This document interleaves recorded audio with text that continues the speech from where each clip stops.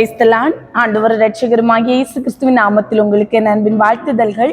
இந்த நாளிலும் இந்த வீடியோ வாயிலாக உங்களை சந்திப்பதில் மிகுந்த மகிழ்ச்சி அடைகிறேன். ஒரு நிமிடம் தலைகளை தாழ்த்தி ஜெபம் பண்ணி இந்த நாளின் வேத தியானத்துக்கு நேராக நம்ம கடந்து செல்லலாம்.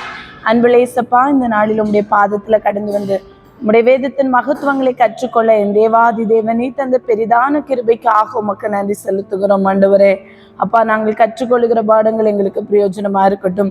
இதை பார்க்கிற தம்முடைய பிள்ளைகளை உடைய கரத்திலே தந்து செபிக்கிறோம். ஆண்டவரே நீங்க பொறுப்பெடுத்துக் கொள்ளுங்க, நீரே மகிமைப்படுங்க. மீட்பர் இயேசு கிறிஸ்துவின் நாமத்தில் ஜெபம் கேளும் நல்ல பிதாவே, ஆமென். இந்த நாளிலும் நம்ம மத்தேயு எழுதின தீர்க்கதரிசன புத்தகம் ஓரளவுக்கு நம்ம கற்றுக்கொண்டோம். மற்ற பகுதிகளை அடுத்த பகுதிக்கு நேராக தான் நம்ம இன்னைக்கு பார்க்க போறோம். அதாவது மத்தேயு எழுதின தீர்க்கதரிசன புத்தகத்துல அநேக தீர்க்க தரிசனம் பழைய ஏற்பாட்டிலே ஆண்டவராகிய இயேசு கிறிஸ்துவை குறித்து, மேசியாவை குறித்து சொல்லப்பட்டுள்ள தீர்க்க தரிசன வார்த்தைகள் நிறைவேறினது அப்படின்னு சொல்லி நம்ம போன வாரங்களிலே கற்றுக்கொண்டோம். அதே போல என்னென்ன தீர்க்க தரிசனம் மத்தேயுல நிறைவேறினதாக காட்டப்பட்டுள்ளது அப்படிங்கிறத பழைய ஏற்பாட்டு வார்த்தையோடு ஒப்பிட்டு, பழைய ஏற்பாட்டுல சொல்லப்பட்டுள்ள வசனங்களோடு ஒப்பிட்டு இன்றைக்கு நம்ம கற்றுக்கொள்ளலாம். கிட்டத்தட்ட 27 தீர்க்க தரிசன நிறைவேறுதல்கள் மத்தேயுல மட்டும் சொல்லப்பட்டுள்ளதை நான் குறிப்பிட்டு எடுத்திருக்கேன். இன்னும் இருக்கலாம், இருந்தாலும் என்னால கண்டுபிடிக்க முடிந்தது 27 தீர்க்க தரிசன நிறைவேறுதல்கள் என்னால கண்டுபிடிக்க முடிந்தது. 60க்கு மேற்பட்ட பழைய ஏற்பாட்டு வசனங்களை மேற்கோள் காட்டியிருக்கிறார் என்று சொல்லி பார்த்தேன். அப்படி பார்க்கும்போது வம்சாவளி வசனங்கள் எல்லாமே பழைய ஏற்பாட்டு வசனங்கள். அப்படி பார்க்கும்போது அநேக வசனங்களை மேற்கோள் காட்டி இருக்கிறார். நான் தீர்க்க தரிசன நிறைவேறுதல் ஆண்டவராகிய இயேசு கிறிஸ்துவை குறித்து, மேசியாவை குறித்து, மேசியா தான் ஆண்டவர், அது மரித்து அடக்கம் பண்ணப்பட்டு 3ஆம் நாளில் உயிரோடு எழும்பின அந்த இயேசுவாக இந்த உலகத்திலே வாழ்ந்தாரே, அவர்தான் மேசியா அப்படின்னு சொல்லி பழைய ஏற்பாட்டுல சொன்ன தீர்க்க தரிசனம் இங்க நிறைவேறி இருக்கிறதே பாருங்கள் என்று யூதர்களுக்கு மத்தேயு காட்டுகிற விஷயங்களை தான் நம்ம இந்த நாள்ல கற்றுக்கொள்ள போகிறோம். முதலாவது ஆதியாகமம் 3:15 என்ன சொல்லப்பட்டிருக்கிறது? உனக்கும் ஸ்திரீக்கும் உன் வித்துக்கும் அவள் வித்துக்கும் பகை உண்டாக்குவேன், அவர் உன் தலையை நசுக்குவார், நீ அவர் குதிகாலை நசுக்குவாய் என்றார். உனக்கும் ஸ்திரீக்கும் உன் வித்துக்கும், அப்போ அந்த இடத்துல என்னது? அவர் உன் தலையை நசுக்குவார், நீ அவர் குதிகாலை நசுக்குவாய். இது யாரை குறித்து சொல்லப்பட்டுள்ளது? அந்த அவர் என்கிற வார்த்தை ஆண்டவராகிய இயேசு கிறிஸ்துவை குறித்து சொல்லப்பட்டுள்ளது. இந்த தீர்க்க தரிசனம் எதை சொல்லுகிறது? மேசியா ஒரு ஸ்திரீயிடம் பிறப்பார், அவர் சத்ருவாகிய சாத்தானுடைய தலையை நசுக்குவார் என்கிறதான தீர்க்க தரிசன வார்த்தை எங்கு நிறைவேறினது அப்படின்னு பார்க்கும்போது மத்தேயு 1:20 தாவீதின் குமாரனாகிய யோசேப்பே, உன் மனைவி ஆகிய மரியாளை சேர்த்துக்கொள்ள ஐயப்படாது. மனைவி ஆகிய மரியாள் அவளிடத்தில் உற்பத்தியாயிருக்கிறது, பரிசுத்த ஆவியினால் உற்பத்தியாயிருக்கிறது. அப்போ மனைவி ஆகிய மரியாள், அப்போ ஸ்திரீயின் இடத்துல ஆண்டவராகிய இயேசு கிறிஸ்து பிறந்தார் என்கிறதான வார்த்தை, மேசியாவை குறித்ததான தீர்க்க தரிசன வார்த்தை இங்க நிறைவேறத நம்ம பார்க்கிறோம். 2வது பக்கம்னா மேசியா பெத்லெகேமிலே பிறப்பார். இந்த வார்த்தை நம்ம எல்லாருக்கும் தெரிந்தது. மீகா 5:2 சொல்லப்பட்டிருக்கிறது. எப்ராத்தா எனப்பட்ட பெத்லெகேமே, நீ யூதேயாவில் உள்ள ஆயிரங்களுக்குள்ளே சிறியதாயிருந்தும் இஸ்ரவேலை ஆளப் போகிறவர் உன்னிடத்திலிருந்து புறப்பட்டு என்னிடத்தில் வருவார், அவருடைய புறப்படுதல் அநாதி நாட்களாகிய பூர்வத்தினுடையது. பெத்லெகேமிலிருந்து ஆண்டவர் பிறப்பார், இஸ்ரவேலை ஆளப் போகிறவர் உன்னிடத்திலிருந்து. எப்ராத்தா எனப்பட்ட பெத்லெகேமிலிருந்து இஸ்ரவேலை ஆளப் போகிறவர் வருகிறார் என்று சொல்லப்படுறது அந்த மேசியா பெத்லெகேமில தானே பிறந்தார் என்பதை காட்டும் வண்ணமாக மத்தேயு 2:1 ஏரோது ராஜாவின் நாட்களில் யூதேயாவில் உள்ள பெத்லெகேமில் இயேசு பிறந்த பொழுது என்கிறதான வார்த்தை சொல்லப்பட்டுள்ளதை பார்க்க முடியும். மத்தேயு 2:1 ஏரோது ராஜாவின் நாட்களிலே யூதேயாவில் உள்ள பெத்லெகேமிலே இயேசு பிறந்த பொழுது அப்படிங்கிற வார்த்தை அங்க பெத்லெகேமிலே ஆண்டவர் பிறப்பார் என்று மீகா தீர்க்கதரிசியினால் சொல்லப்பட்டுள்ள தீர்க்க தரிசன வார்த்தை இங்க நிறைவேறினதை பார்க்க முடியும். இன்னும் மேசியா ஒரு கன்னியிடம் இருந்து பிறப்பார் என்கிறதான வார்த்தை ஏசாயா 7:14 சொல்லப்பட்டிருக்கிறது. என்னது சொல்லப்பட்டிருக்கிறது? ஆதலால் ஆண்டவர் தாமே உங்களுக்குள் ஒரு அடையாளத்தை கொடுப்பார், இதோ ஒரு கன்னிகை கர்ப்பவதியாகி ஒரு குமாரனை பெறுவாள், அவருக்கு இம்மானுவேல் என்று பெயரிடுவார். இது எங்க நிறைவேறுறது அப்படின்னு பார்த்தோம்னா மத்தேயு 1 23வது வசனத்துல அவன் இதோ ஒரு கன்னியை கற்பவதாகி ஒரு குமாரனை பெறுவாள், அவருக்கு இம்மானுவேல் என்று பெயரிடுவார்கள் என்று சொன்னான். இம்மானுவேல் என்பதற்கு தேவன் நம்மோடு இருக்கிறார் என்று அர்த்தமாம். இந்த இடத்திலே மேசியா ஒரு கன்னிகையிடம் பிறப்பார் என்கிறதான வார்த்தை நிறைவேறினதை நம்ம பார்க்க முடியும்.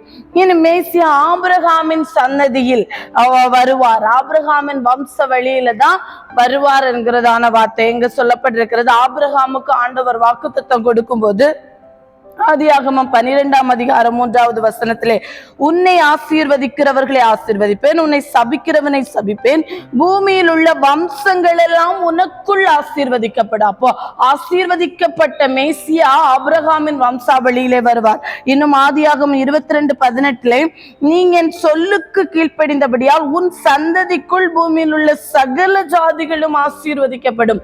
அப்போ ஆண்டவர் எதிலேதான் வருவார்? உன் சந்ததிக்குள், ஆபிரகாமின் சந்ததிக்குள்ளாக பூமியில் உள்ள சகல ஜாதிகளும் ஆசீர்வதிக்கப்படும் என்கிறதான வார்த்தை. அப்படி வரும்போது மேசியா ஆபிரகாமின் வம்சத்தில் வருவார். அந்த வார்த்தை எங்கே நிறைவேறுகிறது? மத்தேயு 1:1 ஆபிரகாமின் குமாரனாகிய தாவீதின் குமாரனமான ஆபிரகாமின் வம்சத்துலதான் இந்த இயேசு வந்தார் என்பதை காட்டும்படியாக மத்தேயு எழுதுகிறார். ஆபிரகாமின் குமாரனாகிய அப்படின்னு தொடங்குறத பார்க்க முடியும். இன்னும் மேசியா இயேசு யாக்கோபின் சந்ததியில் வருவார். என்னாகமம் 24:17 சொல்லப்பட்டிருக்கிறது, அவரை காண்பேன், இப்பொழுது அல்ல, அவரை தரிசிப்பேன், சமீபமாய் அல்ல. ஒரு நட்சத்திரம் யாக்கோபில் இருந்து உதிக்கும், ஒரு செங்கோல் இஸ்ரவேலிலிருந்து எழும்பும், அது மோவாபின் எல்லைகளை நொறுக்கி சேத் புத்திரர் எல்லாரையும் நிர்மூலமாக்கும். என்னாகமம் 24:17 வசனத்திலே சொல்லப்பட்டிருக்கிறது, ஒரு நட்சத்திரம் யாக்கோபிலிருந்து உதிக்கும், ஒரு செங்கோல் இஸ்ரவேலிருந்து எழும்பும். அப்ப யாக்கோபின் வம்சத்திலிருந்து, யாக்கோபின் சந்ததியிலே தான் ஆண்டவராகிய இயேசு கிறிஸ்து பிறப்பார். அது எங்க நிறைவேறுகிறது? மத்தேயு 1:2 ஆபிரகாம் ஈசாக்கை பெற்றான், ஈசாக்கு யாக்கோபை பெற்றான், யாக்கோபு யூதாவை பெற்றான். யாக்கோபின் சந்ததியிலே தான் ஆண்டவராகிய இயேசு கிறிஸ்து வந்தார் என்பதை இந்த இடத்துல நிறைவேறுகிறதை நம்ம பார்க்க முடியும். மேசியா இம்மானுவேல் என்று அழைக்கப்படுவார். அந்த வார்த்தை ஏற்கனவே நாம் கற்றுக்கொண்ட ஏசாயா 7:14 இதோ ஒரு கன்னிகை கற்பவதியாகி ஒரு குமாரனை பெறுவாள், அவருக்கு இம்மானுவேல் என்று பெயரிடுவார்கள். அதே மத்தேயு 1:23 அந்த வார்த்தையும் நிறைவேறினதை பார்க்க முடியும். இதோ ஒரு கன்னிகை கற்பவதியாகி ஒரு குமாரனை பெறுவாள், அவருக்கு இம்மானுவேல் என்று பெயரிடுவார்கள் என்று சொன்னான். இம்மானுவேல் என்பதற்கு தேவன் நம்மோடு இருக்கிறார் என்று அர்த்தமாம். இந்த தீர்க்க தரிசனம், மேசியாவை குறித்து சொல்லப்பட்ட இந்த தீர்க்க தரிசனம் இங்கே நிறைவேறதை நம்ம பார்க்க முடியும். மேசியா எகிப்துல ஒரு பருவம் வரைக்கும் எகிப்திலே கழிப்பார் என்பதை ஓசியா சொல்லியிருப்பார். ஓசியா 11:1 இஸ்ரவேல் இளைஞனா இருந்தபோது நான் அவனை நேசித்தேன், எகிப்திலிருந்து என்னுடைய குமாரனை வரவழைத்தேன் அப்படின்னு சொல்லுகிறத பார்க்க முடியும். அப்போ அது மத்தேயு 2:14-15 அவன் எழுந்து ராவிலே பிள்ளையும் அதன் தாயையும் கூட்டிக் கொண்டு எகிப்துக்கு புறப்பட்டு போய் ஏரோதின் மரண பரியந்தம் அங்கே இருந்தான். எகிப்திலிருந்து என்னுடைய குமாரனை வரவழைத்தேன் என்று தீர்க்கதரிசன மூலமாய் கர்த்தரால் உரைக்கப்பட்டது நிறைவேறும்படி இப்படி நடந்தது. ஓசியா சொல்லுகிறார், எகிப்திலிருந்து என்னுடைய குமாரனை வரவழைத்தேன் என்கிறதான தீர்க்கதரிசன வார்த்தை நிறைவேறும்படியாக ஆண்டவர் ஒரு ஏரோதை எழுப்புகிறார். ஏரோது குழந்தைகளை கொலை செய்ய வகைப்படுத்திடும் போது அவர்கள் எகிப்துக்கு கடந்து வருகிறார்கள். ஒரு பருவம் வரை ஆண்டவர் ஆகிய இயேசு கிறிஸ்து எகிப்திலே வளர்கிறார். திரும்ப ஆண்டவர் எகிப்திலிருந்து திரும்ப இஸ்ரவேலுக்கு தேசத்துக்கு கடந்து வர சொல்லும் போது அதை தான் சொல்லுகிறது, எகிப்திலிருந்து என்னுடைய குமாரனை வரவழைத்தேன் என்ற தீர்க்க தரிசன வார்த்தை இங்கே நிறைவேறுகிறத பார்க்க முடியும். இனி மேசியா பிறந்த இடத்திலே குழந்தைகள் படுகொலை செய்யப்படுவார்கள். இந்த தீர்க்க தரிசனம் எங்கே சொல்லப்பட்டிருக்கிறது? எரேமியா 31:15. ராமாவிலே புலம்பலும் கசப்பான அழுகையுமாகிய கூக்குரல் கேட்கப்பட்டது. ராகேல் தன் பிள்ளைகளுக்காக அழுது தன் பிள்ளைகள் இல்லாதபடியினால் அவைகளின் நிமித்தம் ஆறுதல் அடையாதிருக்கிறாள் என்று கர்த்தர் சொல்லுகிறார். இந்த தீர்க்க தரிசன வார்த்தை மத்தேயு 2:16-18. அப்பொழுது ஏரோது தன் சாஸ்திரிகளை வஞ்சிக்கப்பட்டதை கண்டு மிகுந்த கோபம் அடைந்த ஆட்களை அனுப்பி தன் சாஸ்திரிகளிடத்தில் திட்டமாய் விசாரித்த காலத்தின்படியே பெத்லகேமிலும் அதன் சகல எல்லைகளிலும் இருந்து 2 வயதுக்குட்பட்ட எல்லா ஆண் பிள்ளைகளையும் கொலை செய்தான். புலம்பலும் அழுகையும் மிகுந்த தொக்கம் கொண்டாடலும் ஆகிய கூக்குரல் ராமாவிலே கேட்கப்பட்டது. ராகேல் தன் பிள்ளைகளுக்காக அழுது அவைகள் இல்லாதபடியால் ஆறுதல் அடையாதிருக்கிறாள் என்று எரேமியா தீர்க்கதரிசினால் உரைக்கப்பட்டது அப்பொழுது நிறைவேறிற்று. இந்த வார்த்தை இங்கே நிறைவேறுகிறத நம்ம பார்க்க முடியும். மேசியாவின் பிறந்த இடத்துல குழந்தைகள் படுகொலை செய்யப்படுவார்கள். ராமாவிலே புலம்பலும் கசப்பான அழுகையும் கூக்குரலும் கேட்கப்பட்டது. ராகேல் தன் பிள்ளைகளுக்காக அழுது தன் பிள்ளைகள் இல்லாதபடியால் அவைகள் நிமித்தம் ஆறுதல் அடையாதிருக்கிறாள் என்கிற வார்த்தை நிறைவேறும்படியாக இப்படி நடந்ததை நம்ம பார்க்க முடியும். மேசியாவுக்கு முன்னால ஒரு முன்னோடி இருப்பார் என்பதை குறித்து மல்கியா 3:1 சொல்லப்பட்டிருக்கும். இதோ நான் என் தூதனை இதோ நான் என் தூதனை அனுப்புகிறேன், அவன் எனக்கு முன்பாக போய் வழியை ஆயத்த பண்ணுவான். இந்த வசனம் எங்க நிறைவேறுகிறது அப்படின்னு பார்த்தோம்னா மத்தேயு 11:10. அதப்படி எனில் இதோ நான் என் தூதனை உமக்கு முன்பாக அனுப்புகிறேன், அவன் உமக்கு முன்பாக போய் வழியை ஆயத்தம் பண்ணுவான் என்று எழுதிய வாக்கியத்தால் குறிக்கப்பட்டவன் இவன் தான் என்று யோவான் ஸ்நானனை குறித்து மத்தேயு சொல்லுகிறதை நம்ம பார்க்க முடியும். மத்தேயு 11:10 சொல்லப்பட்டிருக்கிறது. மேசியாவுக்கு முன் ஒரு எலியா வருவார் என்று மல்கியா 4:5-6 இதோ கர்த்தருடைய பெரிதும் பயங்கரமான நாள் வருகிறதுக்கு முன்னே நான் உங்களிடத்திற்கு எலியா தீர்க்கதரிசி அனுப்புகிறேன். நான் வந்து பூமியை சங்காரத்தால் அடிக்காதபடிக்கு அவன் பிதாக்களுடைய இருதயத்தை பிள்ளைகளிடத்துக்கும் பிள்ளைகளுடைய இருதயத்தை அவன் பிதாக்களிடத்தும் திருப்புவான் என்று சொல்லப்பட்ட அந்த எலியா இவர்தான் என்று சொல்லுகிறதை நம்ம மத்தேயு 11:13-14 நியாயப்பிரமாணம் தீர்க்கதரிசிகள் யாவரும் யோவான் வரைக்கும் தீர்க்க தரிசனம் உரைத்ததுண்டு. நீங்கள் ஏற்றுக்கொள்ள மனதா இருந்தால் வருகிறவனாகிய எலியா இவன் தான் என்று யோவானை குறித்து சொல்லப்பட்டுள்ள வார்த்தையை நம்ம பார்க்க முடியும். இன்னும் மேசியா கடவுளின் குமாரனாக அறியப்படுவார். அதாவது பிதாவினுடைய குமாரனாக மேசியாவை அதாவது இயேசுவை சொன்னார்களே அந்த வார்த்தை எங்கே நிறைவேறுகிறது? சங்கீதம் 2:7 சொல்லுவார், தீர்மானத்தின் விவரம் சொல்வேன், கர்த்தர் என்னை நோக்கி நீர் என்னுடைய குமாரன், இன்று நான் உம்மை ஜெனிப்பித்தேன். பிதா மேசியா வந்து பிதாவினுடைய குமாரனாக சொல்லப்படுவார். அது எங்கே சொல்லப்படுகிறது? மத்தேயு 3:16-17 இயேசு ஞானஸ்தானம் பெற்று ஜலத்திலிருந்து கரையேறின உடனே இதோ வானம் அவருக்கு திறக்கப்பட்டது, தேவாவி புறாவை போல இறங்கி நம்மேல் வருகிறதை கண்டார். அன்றியும் வானத்திலிருந்து ஒரு சத்தம் உண்டாகி, இவர் என்னுடைய நேசகுமாரன், இவரில் பிரியமாயிருக்கிறேன். பிதாவினுடைய குமாரராக இயேசு அறியப்படுகிற தீர்க்கதரிசன வார்த்தை இங்கே நிறைவேறுகிறதை நம்ம பார்க்க முடியும்.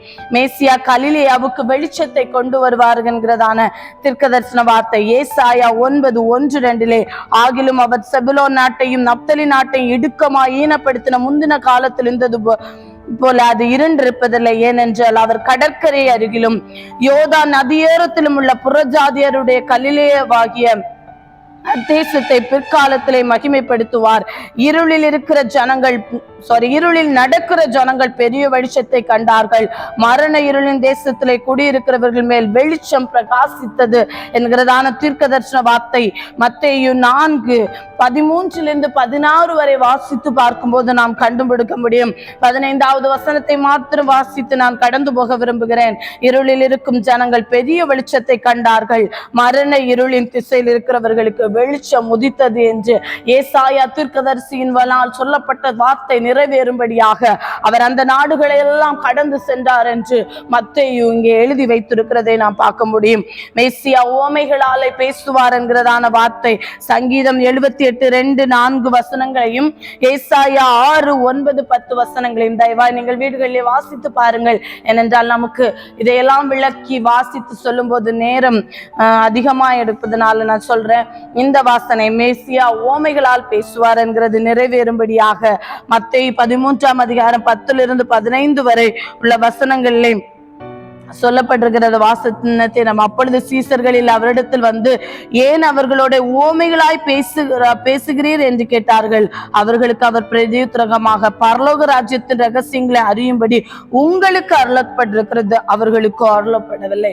ஆண்டவர் ஓமைகளாலே அநேக வார்த்தைகளை பேசினார். அந்த தீர்க்க தரிசனங்கள் சங்கீதம் 78:2-4 வசனங்களும் ஏசாயா 6:9-10 வசனங்களையும் வாசித்து பார்க்கும்போது கண்டுகொள்ள முடியும். மேசியா ராஜா என்று அழைக்கப்படுவார். சங்கீதம் 2:4, நான் என்னுடைய பரிசுத்த பர்வதமாகிய சியோன் மீதில் என்னுடைய ராஜாவை அபிஷேகம் பண்ணினேன். சகரியா 9:9, இதோ உன் ராஜா உன்னிடத்தில் வருகிறார், ராஜாவாக அறியப்படுவார் என்கிறதான வார்த்தை மத்தேயு 27:37, இவன் யூதருடைய ராஜாவாகிய இயேசு என்று எழுதி அவருடைய சிரசுக்கு மேலாக வைத்தார்களே, அங்கே நிறைவேறினதை நாம பார்க்க முடியும். மேசியா ஒரு கழுதையின் மீது எருசலேமுக்கு நுழைவார் என்பதான வார்த்தை சகரியா 9:9, அவர் நீதி உள்ளவரும் ரட்சிக்கிறவரும் தாழ்மை உள்ளவரும் கழுதையின் மேலும் கழுதை குட்டி ஆகிய மரியின் மேலும் ஏறி வருகிறவராயிருக்கிறார் என்கிறதான வார்த்தை மத்தேயு 21:4-5, இதோ உன் ராஜா சாந்த குணமுள்ளவராய் கழுதையின் மேலும் கழுதை குட்டி ஆகிய மரியின் மேலும் ஏறிக்கொண்டு உன்னிடத்தில் வருகிறார் என்று சீயோன் குமாரத்திற்கு சொல்லுங்கள் என்ற தீர்க்கதரிசிகள் உரைக்கப்பட்டது நிறைவேறும்படி இதெல்லாம் நடந்தது. ஆண்டவராய் இயேசு கிறிஸ்து எருசலேமுக்கு பவனியாக வரும்போது அந்த கழுதையின் மேல ஏறி வருகிற அந்த வார்த்தை நிறைவேறும்படியாக இங்க நடக்கிறத நம்ம பார்க்க முடியும். மேசியா சிறு குழந்தைகளால் புகழப்படுவார். அது சங்கீதம் 8:2, உம்முடைய சத்துருக்கள் நிமித்தம் குழந்தைகள் பாலகர் வாயினால் பலன் உண்டு பண்ணினார். அதுதான் மத்தேயு 21:16 அவரை நோக்கி, இவர்கள் சொல்கிறதை கேட்டீரே என்றார்கள். அதற்கு ஆம் கேட்கிறேன், குழந்தைகளுடைய வாயினாலும் பாலகருடைய வாயினாலும் துடி உண்டாகும்படி செய்தீர் என்பதை நீங்கள் ஒரு காலம் வாசிக்கவில்லையா என்றார். குழந்தைகள் அவரை துதித்து பாடின அந்த காரியத்தை நம்ம பார்க்க முடியும். அந்த தீர்க்க தரிசன வார்த்தை இங்க நிறைவேறுகிறது. மேசியா காட்டி கொடுக்கப்படும். சங்கீதம் 41:9, என் பிராண சிநேகிதனும் நான் நம்பினவனும் என் அப்பம் புசித்தவனுமாகிய மனுஷன் என் மேல் குதிகாலை தூக்கினான். சகரியா 11:12-13 சொல்லப்பட்டிருக்கும். யூதாஸ் காரியத்தை காட்டி கொடுத்தாரே, அப்போது மத்தேயு 26:14-16, 12 ஒருவராகிய யூதாஸ் காரியத்தை முத்தத்தினாலே ஆண்டவரை காட்டி கொடுக்கிறார். அந்த தீர்க்க தரிசன வார்த்தை இங்கே நிறைவேறுகிறதை பார்க்க முடியும். மேசியாவின் விலைப்பணம் ஒரு குயவனின் நிலத்தை வாங்க பயன்படுத்தப்படும் என்கிறதான தீர்க்க தரிசன வார்த்தை சகரியா 11:12-13, ஒரு குயவனுடைய நிலத்தை வாங்க அந்த 30 வெள்ளி காசை பயன்படுத்துவார்கள் என்கிறதான தீர்க்க தரிசன வார்த்தை சகரியா 11:11ஆம் அதிகாரம் 12-13 வசனங்களே சொல்லப்பட்டிருக்கும். அது மத்தேயு 27:9-10 நிறைவேறினதை நாம் பார்க்க முடியும். மேசியா மீது துப்பப்பட்டு அடிக்கப்படுவார் என்கிறதான வார்த்தை ஏசாயா 50:6 சொல்லப்படும். அடிக்கிறவர்களுக்கு என் முதுகையும் தாடை மயிரை பிடுகு என் தாடைகளையும் ஒப்பு கொடுத்து அவமானத்துக்கு உமிழ்நீருக்கும் என் முகத்தை மறைக்கவில்லைங்கிறதான வார்த்தை மத்தேயு 26:67 நிறைவேற்றப்பட்டதை நாம் பார்க்க முடியும். மேசியா குற்றவாளிகளுடன் சிலுவையில் அறையப்படுவார் என்கிறதான தீர்க்க தரிசன வார்த்தை ஏசாயா 53:12 சொல்லப்பட்டிருக்கும். அது மத்தேயு 27:38 அது நிறைவேறினதை நாம பார்க்க முடியும். மேசியாவுக்கு குடிக்க காடி கொடுக்கப்படும். அது சங்கீதம் 69:21 சொல்லப்பட்டிருக்கும். அது நிறைவேறுதல் மத்தேயு 27:34 என்ன சங்கீதத்தில் சொல்லப்பட்டிருக்கும். என் ஆகாரத்தில் கசப்பு கலந்து கொடுத்தார்கள், என் தாகத்துக்கு காடியை கொடுத்தார்கள்.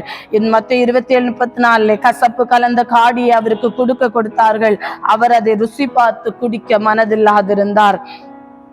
மேசியாவின் ஆடைகளுக்கு பங்கிடுவார்கள் அப்படின்னு சொல்லி அது சங்கீதம் 22:16 என் வஸ்திரத்தை தங்களுக்குள்ளே பங்கிட்டு என் உடையின் பேரில் சீட்டு போடுகிறார்கள் என்கிறான வார்த்தை மத்தேயு 27:35-36 அவருடைய உடையை பங்கிட்டு கொண்டார்களே அந்த வார்த்தை அந்த இடத்துல நிறைவேறினதை பார்க்க முடியும். மேசியா பிதாவினால் கைவிடப்படுவார். சங்கீதம் 22:1 அது நிறைவேறுதல் மத்தேயு 27:46.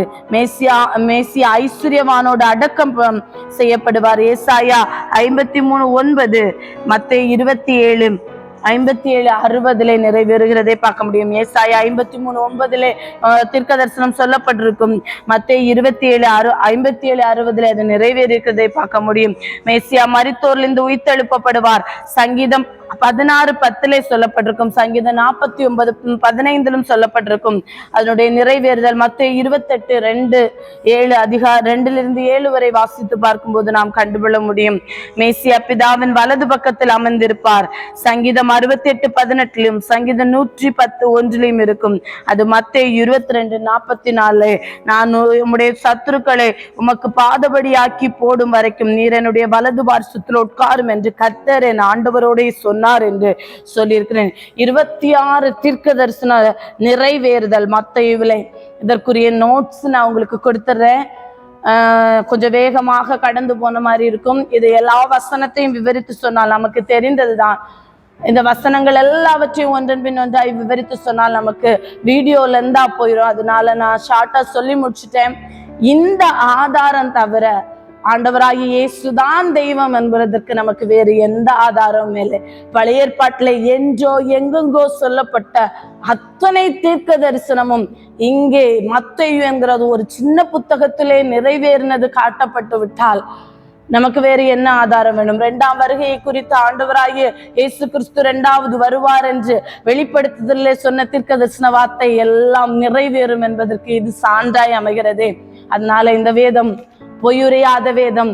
இந்த வேதம் சொல்லப்பட்ட வாக்குத்தத்தங்களும் தீர்க்க தரிசனங்களும் என்றைக்கும் ஒளிந்து போகாது. அது எல்லாம் நிறைவேறும் என்பதை மத்தேயு அழகா உண்மையாகவே இந்த மத்தேயுவை குறித்து நாம் ஆராய்ந்து பார்ப்போம் என்றால், அவரை குறித்து நாம் கொஞ்சம் நிதானமாய் யோசித்து பார்ப்போம்னா எவ்வளவு பெரிய காரியத்தை சாதிச்சிருக்கிறார்ல. அங்கங்கேயா சொல்லப்பட்ட தீர்க்க தரிசன வார்த்தைகள் எங்கோ 1-2 அல்ல, அங்கங்கேயா சொல்லப்பட்ட அத்தனை தீர்க்க தரிசன வார்த்தைகளும் இந்த தீர்க்க தரிசன வார்த்தை நிறைவேறும்படியாக இது சொல்லப்பட்டுள்ளது. இது நடந்தது என்று சொல்லி இருக்கும்போது அவருடைய பழைய ஏற்பாட்டை அவர் எவ்வளவு அவர்களுக்கு கிடைத்த தோரா என்கிறதான நியாயப்பிரமாண புத்தகத்தை, அதாவது தோரா என்கிறதான அந்த பழைய ஏற்பாட்டு வேதாகமத்தை அவர் எவ்வளவாய் கற்று தேர்ந்திருக்க வேண்டும். இன்னும் அது ஆண்டவராகிய இயேசு கிறிஸ்துவிலே நிறைவேறுகிறதை அவர் எவ்வளவு உன்னிப்பாய் கவனித்திருக்க வேண்டும். அதனால தானே இப்படி ஒரு தீர்க்க தரிசனம், இப்படி ஒரு புத்தகத்தை நமக்கு ஆண்டவர் மத்தேயுவின் மேல உண்மையாகவே அந்த நாட்களிலே மத்தேயு போன வாரம் நான் சொன்னது போல ஒரு பெரிய சீடராகவோ அவருக்கு எந்த பொறுப்புகளும் கிடைக்காதபடி ஒரு 12 சீஷர்கள்ல ஒருவராக இருந்தார். ஆண்டவர் ஆயத்துறையில இருக்கும்போது அவரை அழைத்தார். அவர் ஆயத்துறையை விட்டு அவர் கடந்து வந்தார். அவரை வேதம் எழுதுகிற ஒரு சீடனாக அவர் மாற்றி ஆண்டவர் எவ்வளவாய் பயன்படுத்துகிறார். மத்தேயுனுடைய காரியங்களை குறித்து நாம் இதிலேக்கு ரொம்ப சிறப்பாய் கற்றுக்கொள்ள முடியும் என்றுதான் நான் சொல்ல முடியும்.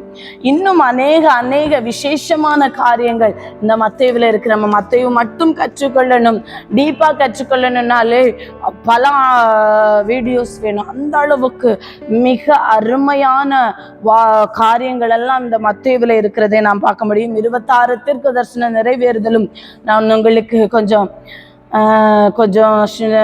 ஷார்ட்டாக தான் சொல்லியிருப்பேன். உங்களுக்கு நாங்கள் நோட்ஸ் கொடுத்துட்றேன், அதில் பாருங்க.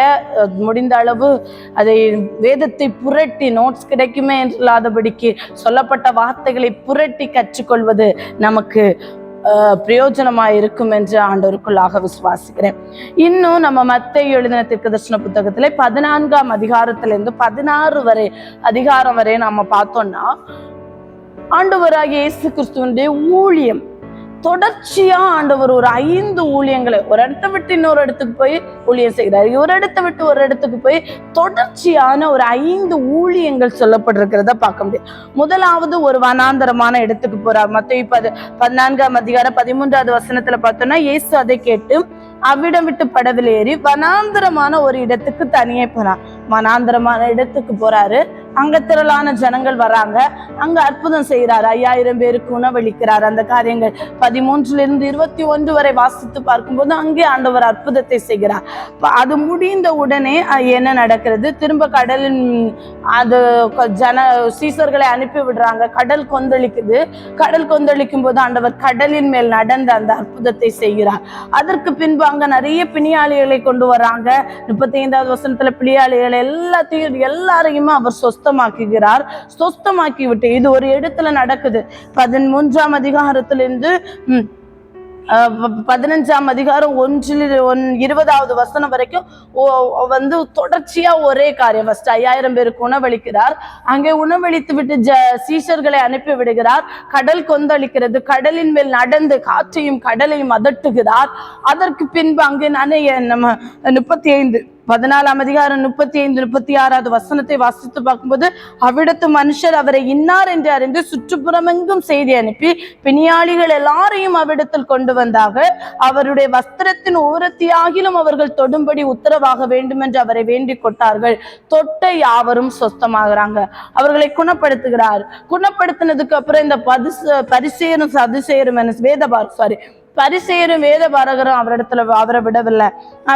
அவங்க கிட்ட அவங்களுடைய கேள்விகளுக்கெல்லாம் பதிலளித்து கொண்டு திரும்ப 20வது வசனம் வரைக்கும் அவர்களுடைய பரிசேயருடைய சதுசேயர் அடையாளம் கேட்கிறாங்க, கேள்வி கேட்கிறாங்க, சொல்லுகிறாங்க, உங்களுடைய சீசர்கள் முன்னோர்களின் பாரம்பரியத்தை ஏன் மீறி நடக்கிறார்கள், கை கழுவாமல் போஜனம் பண்ணுகிறார்களே என்று சொல்லி கேட்கிறாங்க. அதுக்கும் ஆண்டவர் பதில் அளித்து விட்டு திரும்ப அடுத்த ஊழியம் எங்கே செய்கிறார் என்றால் அவ்விடத்தை விட்டு தீரு சீதோன் பட்டணங்களுக்கு, முதலாவது வனாந்தரமான இடத்திலே ஊழியத்தை நடப்பிக்கிறார். ஊழியத்தை நடத்தி விட்டு திரும்ப அவ்விடம் விட்டு பெயர்ந்து அவ்விடம் விட்டு புறப்பட்டு தீரு சீதோன் பட்டணத்துக்கு வராரு. அங்க ஒரு கானானிய ஸ்திரீ என் மகளுக்கு இரக்கம் பாராட்ட வேண்டும் என்று கேட்கிறாங்க. அந்த கேட்கும் போது கானானிய மகளை ஆண்டவர் குணப்படுத்துகிறார். அந்த இடத்துல நாம் ஒன்றை கற்றுக்கொள்ள முடியும். புறஜாதிகளுக்காக அந்த இடத்திலே திறக்கப்படுகிற ஆண்டவருடைய ராஜ்யத்தை நாம் கற்றுக்கொள்ள முடியும். ஆண்டவர் சொல்லுகிறார், என்ன சொல்லுகிறார்? நாம் காணாமற் போன ஆடுகளாகிய இஸ்ரவேல் வீட்டாரிடத்திற்கு வந்தேனே அன்றி மற்றபடி அல்ல என்று சொல்லும் போது, ஆண்டவரை எனக்கு உதவி செய்யும், பிள்ளைகளின் அப்பத்தை எடுத்து நாய்க்குட்டிகளுக்கு போடுகிறதா நல்லதல்ல ஆண்டவர் சொல்லும் போது, மெய்தான் ஆண்டவரே, ஆகிலும் நாய்க்குட்டிகள் தங்கள் எஜமான்களின் மேய்ச்சிலிருந்து விழும் துணிக்கைகளை தின்னுமே என்று சொல்லி அந்த புறஜாதிகளுக்காக, அதாவது நான் புறஜாதி தான், ஆனாலும் மேய்ச்சிலிருந்து விழுகிற துணிக்கையாவது எனக்கு வேணும்னு கேட்டபோது ஆண்டவருடைய விசுவாசத்தை கண்டு புறஜாதிகளுக்கும் ராஜ்யத்தை, ஆண்டவருடைய ராஜ்யத்தை திறக்கிற ஒரு சம்பவத்தை நாம் பார்க்கிறோம். அடுத்து 3ஆவதாக அவருடைய ஊழியம் எங்க வருது? அவ்விடத்தை விட்டு புறப்பட்டு எங்க 29வது வசனத்துல பார்க்கும்போது அவ்விடத்தை விட்டு புறப்பட்டு கலிலேயா கடல் அருகே வருகிறார். முதலாவது வனாந்தரமான ஒரு இடத்திலே ஆண்டவர் ஊழியத்தை செய்கிறார். அந்த ஊழியத்தை செய்து முடித்த உடனே அடுத்து தீரு சீதோன் பட்டணத்துக்கு வருகிறார். அதை முடித்த உடனே அவர் எங்க வருகிறார்? கலிலேயா கடல் அருகே வருகிறார். அங்கேயும் அநேகரை சொஸ்தப்படுத்துகிறார். சப்பானிகள், குருடர், ஓமியர், ஊனர் மற்றவர்கள் எல்லாவற்றையும் கூட்டிக் கொண்டு வராங்க. எல்லாரையும் ஆண்டவர் என்ன செய்கிறார்? குணப்படுத்துகிறார். குணப்படுத்தி விட்டு அங்க என்ன நடக்குது? திரும்பவும் ஜனங்கள் திரள் கூட்டமாய் ஆண்டோடைய சமத்துக்கு கடந்து வருகிறாங்க. அவர்களுக்கும் 7 அப்பவும் சில சிறு மீன்களையும் வைத்து அவர்களுக்கும் உணவளிக்கிறார். உணவளித்து விட்டு 39வது வசனத்திலே பார்க்கும்போது அவர் ஜனங்களை அனுப்பிவிட்டு படவில் ஏறி திரும்ப எங்க வராரு? மக்தலாவின் எல்லைகளில் வராரு. 4ஆவதாக அவருடைய ஊழியம் எங்க வருது? மக்தலாவின் எல்லைகள்ல வராரு. மக்தலாவின் எல்லைகள்ல அங்க என்ன வராங்க? திரும்ப பரிசேரும் சதுசேரும் அடையாளம் கேட்க வராங்க. முன்னால வேதபாரகரும் பரிசேரும் ஏன் முன்னோர்களின் பாரம்பரியத்தை கடைபிடிக்கவில்லைன்னு சொல்லி கேள்வி எழுப்புறாங்க. அந்த இடத்துல அவர்களுடைய கேள்விகளுக்கு பதில் அளிக்கிறார். திரும்ப மக்தலாவின் எல்லைகளில கடந்து வராரு. அங்கேயும் பரிசேரும் சதுசேரும் அடையாளம் கேட்கிறாரு. அப்போ ஆண்டவர் அந்த இடத்துல வந்து இவர்களுடைய புளித்த மாவிற்கு எச்சரிக்கையா இருங்கள் என்று சீடர்களுக்கு ஒரு வார்த்தையை கற்பித்து கொடுக்கிறார். கற்பித்து கொடுத்து விட்டு திரும்ப ஆண்டவர் 13வது வசனத்திலே, பின்பு இயேசு பிலிப்பு செசரியாவின் திசைகளில் வந்தபோது தம்முடைய சீசரை நோக்கி, மனுஷகுமாரனாகிய என் ஜனங்களை யார் என்று சொல்கிறாரு. திரும்ப பின்பு பிலிப்பு செசரியா பட்டணத்துல வந்து ஆண்டவர் ஜீவனுள்ள தேவனுடைய குமாரனாகிய கிறிஸ்து தான் என்பதை சீஷர்களுக்கு வெளிப்படுத்துகிறார். சீஷர்கள் 12 சீஷர்கள் கூட நடக்கிறாங்க. அநேக அற்புதங்களை காட்டுகிறார். அநேக அற்புதங்களை பார்க்கிறாங்க. எல்லாம் நடந்த பின்பு தொடர்ச்சியான ஒரு 5 ஊழியங்கள் தொடர்ச்சியாய் ஆண்டவர் ஊழியம் செய்து கொண்டே வந்து விட்டு ஆண்டவர் சீசர்களுக்கு என்ன செய்கிறார்? நீ ஜீவனுள்ள தேவனுடைய குமாரனாகிய கிறிஸ்து நான் தான் என்பதை சீசர்களுக்கு வெளிப்படுத்தி இந்த தொடர்ச்சியான 5 ஊழியங்களும் முடிவடைகிறது பார்க்க முடியும். ஆண்டவர் சலிப்பே இல்லாம எந்த இடத்திலும் சோர்ந்து போகாம சலிக்காம ஊழியம் செய்தார்.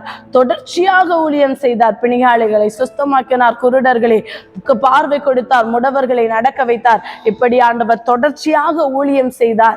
முதலாவது வனாந்தரமான இடத்திலே செய்துவிட்டு திரும்ப தீரு சீதோன் பட்டணத்துக்கு வரார். திரும்ப கலிலியா கடல் அருகே வருகிறார். திரும்ப மக்தலாவின் எல்லைகளுக்கு வரார்.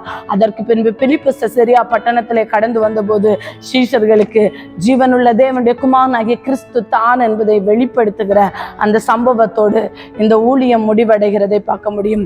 சலிப்பே இல்லாம ஆண்டவர் ஊழியம் செய்தார் என்பதை மத்தேயு அழகாக எழுதி வைத்திருக்கிறத பார்க்க முடியும். இன்னும் இது வந்து இந்த சுவிசேஷ புத்தகத்தை மத்தேயு தான் எழுதினாரு. ஆனா மத்தேயு என்ன செய்யப்படவில்லை, முக்கியமாக காட்டப்படவில்லை.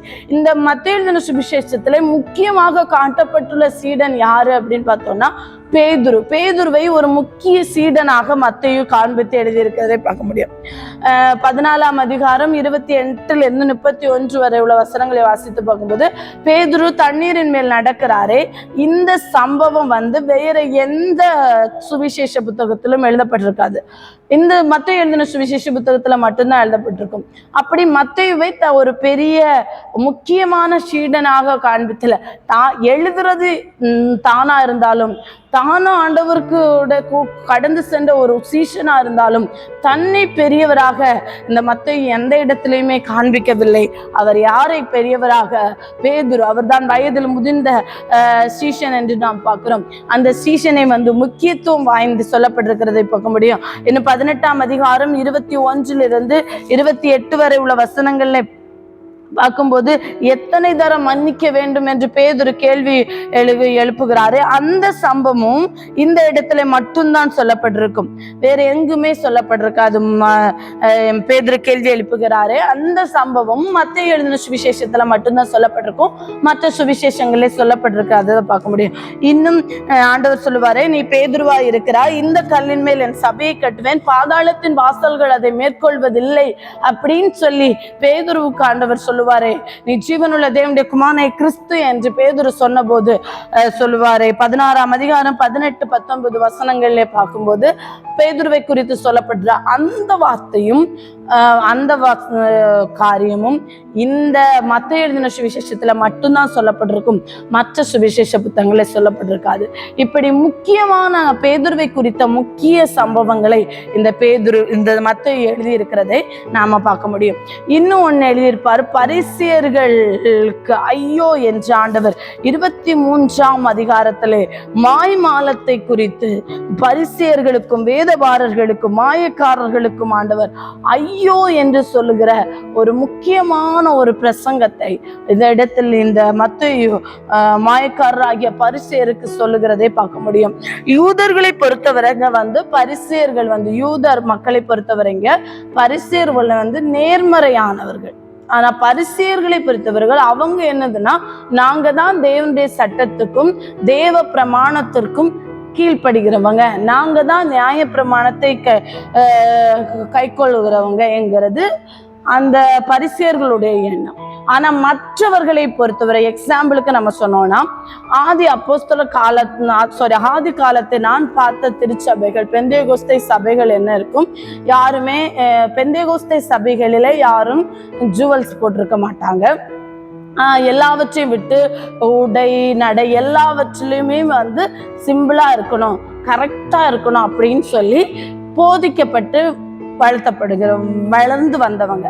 இன்றைக்கும் ஒரு சிலர்கள் அதை கடைபிடிக்கிறார்கள். அதை பார்க்கும்போது மற்ற கிறிஸ்தவர்களுக்கு இவர்கள் நேர்மறையானவர்களாக என்ன செய்யப்படும், காண்பிக்கப்படும். இவர்கள் எனது நேர்மறையாக நேர்மறையான வந்து காரியத்தை கொண்டவர்கள், இவங்க வந்து சரியா வந்து பைபிளை கடைபிடிக்கிறவங்க இல்லை அப்படின்னு சொல்லி மற்ற கிறிஸ்தவர்களுக்கு தோணும்.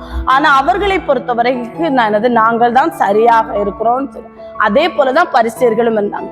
இதுல எது சரி எது தவறுன்னு பார்க்கும்போது உண்மையிலேயே சிம்பிளா ஆண்டவருக்காக எல்லாவற்றையும் ஒப்பு கொடுத்து வாழ்கிறவர்கள் பாக்கியவான்கள்.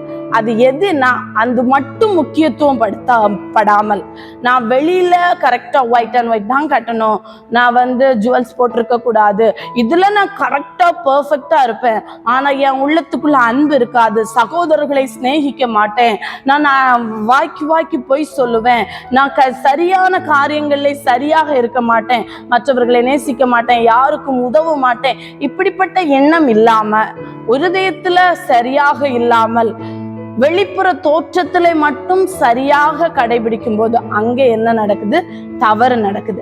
அதேதான் பரிசேயர்கள் காலத்திலும் ஒரு சில உண்மையாய் பரிசேயர்கள் நியாயப்பிரமாணத்தை கற்றுக்கொண்டு அதன்படி நடக்க வேண்டும் என்று வாஞ்சித்து உண்மையாய் பழைய ஏற்பாட்டை கற்றுக்கொண்டு வாழ்ந்த பரிசேயர்களும் அன்றைய காலத்துல இருந்தார்கள், இல்லாமல் இல்லை.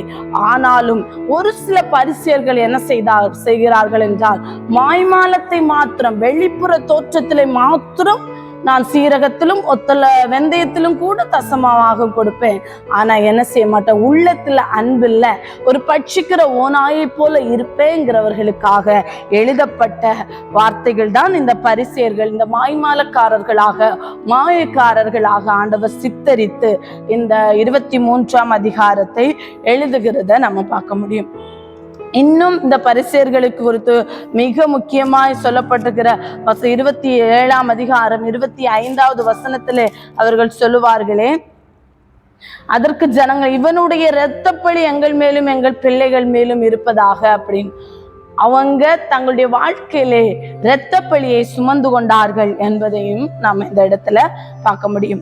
இதுதான் இந்த பரிசேயர்களை குறித்து அதாவது இந்த பரிசேயருடைய மாய்மாலத்தை குறித்து மற்ற சுவிசேஷங்கள்ல அதிகமாக எழுதப்பட்டிருக்காது. ஆனால் மத்தேயு என்ன செய்கிறார், வந்து பரிசேயருடைய மாய்மாலத்தை குறித்து எழுதியிருப்பார். நிக்கோதேமு எல்லாம் உண்மையாய் இருந்த பரிசேயர்கள், இப்படி உண்மையாயிருந்த பரிசேயர்களும் இருந்தார்கள் அந்த காலகட்டத்திலும்.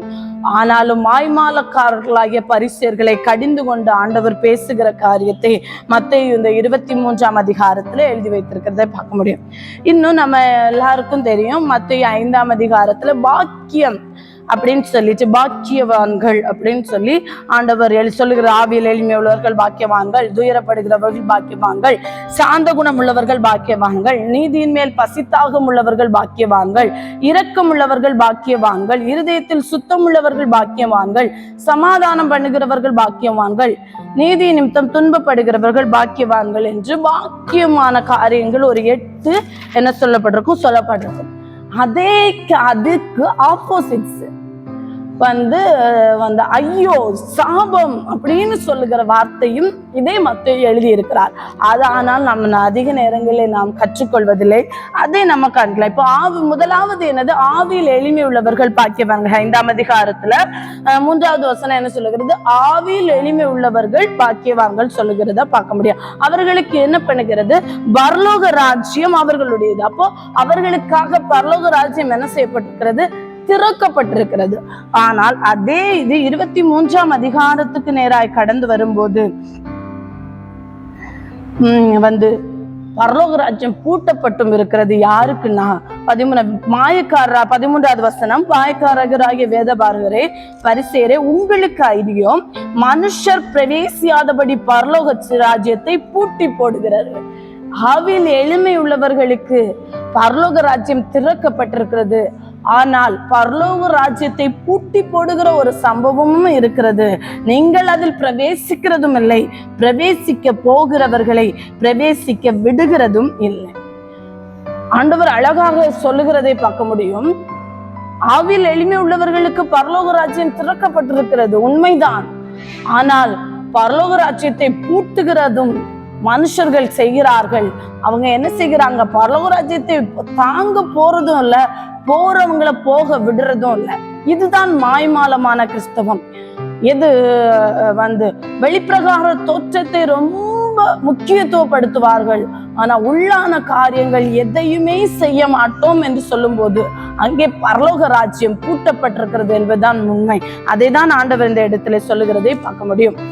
இன்னும் 2வது 5ஆம் அதிகாரம் 4வது வசனத்திலே துயரப்படுகிறவர்கள் பாக்கியவான்கள் அப்படின்னு சொல்லியிருக்கு. அவங்களுக்கு என்ன கிடைக்குமா? ஆறுதல் கிடைக்குமா? அதே மத்தேயு எழுதின சுவிசேஷம் 23ஆம் அதிகாரம் 14வது வசனத்திலே பார்வைக்காக நீண்ட ஜெபம் பண்ணி விதவைகளின் வீடுகளை பட்சித்து போடுகிறவர்கள் இது நிமித்தம் அதிக ஆக்கினையை அடைவார்கள். ஆறுதலுக்கு பதிலான ஆக்கினையம் உண்டு. அது யாருக்கு? துயரப்படுத்துகிறவர்களுக்கு. என்ன செய்கிறாங்களா? விதவைகளின் வீடுகளை பட்சித்து போடுகிறார்கள். துயரப்படுகிறவர்கள் இந்த பட்சித்து போடும்போது இந்த விதவைகள் எவ்வளவு துயரப்படுவார்கள் இல்ல? அவர்களுக்கு ஆண்டவர் ஆறுதலை கொடுக்கிறார். ஆனா அந்த துயரப்படுத்துகிறார்களே அவர்களுக்கு ஆண்டவர் ஆக்கினையை வர வைத்திருக்கிறார் என்பதும் உண்மை என்பதுதான் இந்த இடத்துல நாம் கற்றுக்கொள்கிறது. இனி 3வதாக 5வது வசனத்திலே மத்தேயு எழுதின சுவிசேஷம் 5ஆம் அதிகாரம் 5வது வசனத்திலே சாந்த குணம் உள்ளவர்கள் பாக்கியவான்கள், அவர்கள் பூமியை சுதந்திரித்துக் கொள்வார்கள். சாந்த குணம் உள்ளவர்களுக்கு ஆண்டவர் பூமியை சுதந்திரித்து கொடுக்கிறார். ஆனா ஒரு சிலர் பூமியை சுற்றியும் திரிகிறார்கள். அதே நாம் பார்க்கும்போது 15வது வசனத்திலே மாயக்கார வேதபாரகரை பரிசுரை உங்களுக்கு ஐயோ, ஒருவரை தங்கள் மார்க்கத்தான் ஆக்கும்படி சமுத்திரத்தையும் பூமியையும் சுற்றி திரிகள். என்ன செய்கிறாங்களா? தன் மார்க்கத்தான் ஆண்டவராகிய இயேசு கிறிஸ்துவின் வழியிலே நடத்துறதை விட தன்னுடைய மார்க்கத்தை கடைபிடிப்பது முக்கியம் என்று சுற்றி திரிகிற வெறியர்களும் இந்த உலகத்துல. சாந்த குணம் உள்ளவர்கள் பூமியை சுதந்திரித்து கொடுக்கிற அதே உலகத்துல என்ன செய்கிறார்களாம்? வெறியர்களாக தன் மார்க்கத்தை அதாவது திணித்து அது என்ன சொல்றான்? அவன் உங்கள் மார்க்கத்தான் ஆகாத போது அவனை உங்களிலும் ரெட்டிப்பாக நகரத்தின் மகன் ஆக்குகிறீர்கள். அப்ப எவ்வளவு வெறியர்களாய் காணப்படுகிறார்கள். அப்படிப்பட்டவர்களும் இதே உலகத்தில் இருக்கிறார்கள் என்பதை ஆண்டவர் காண்பிக்கிறார். அவர்கள் பூமியை சுற்றி திரிகிறார்களாம். பூமியை சுதந்திரித்து கொள்ள சாந்த குணமர்கள் அவர்களுக்கு ஆண்டவர் கொடுத்திருக்கிறார். ஆனால் பூமியை சுற்றி திரிகிறவர்களும் இருக்கிறத நம்ம பார்க்க முடியும். அடுத்ததாக நீதியின் மேல் பசித்தாகம் உள்ளவர்கள் 6வது வசனம் 5ஆம் அதிகாரம். நம்ம 5ஆம் அதிகாரமும் 23ஆம் அதிகாரமும் தான் வைத்து தியானிக்கிறோம். 6ஆம் நீதியின் மேல் பசித்தாகம் உள்ளவர்கள் பாக்கியவான்கள், அவர்கள் திருப்தி அடைவார்கள்.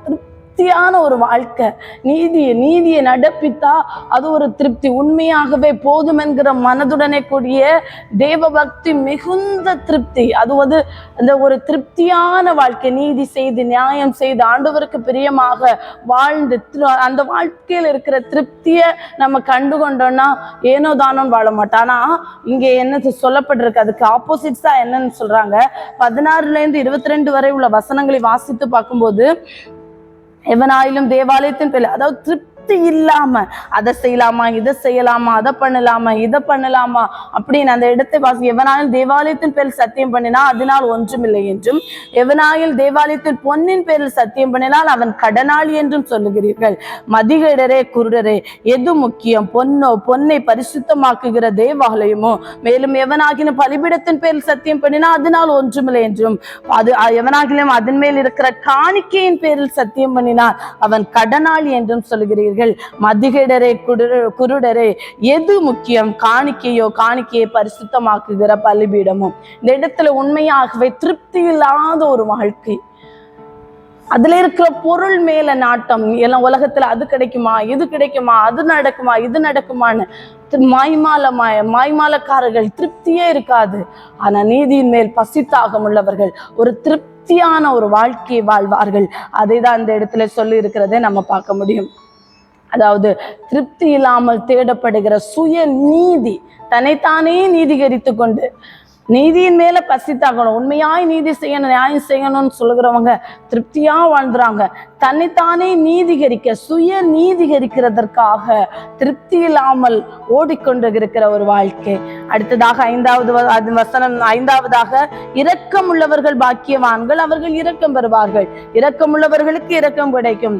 ஆனா 23, 24 நம்ம வாசித்து பார்க்கும்போது நீதியும் இரக்கத்தையும் விசுவாசத்தையும் விட்டு விட்டார்கள். நீதியும் இல்லை, இரக்கமும் இல்லை, விசுவாசமும் இல்லாம விட்டு விடுகிற ஒரு குருடரான வழிகாட்டை என்னது செய்கிறாங்களாம்?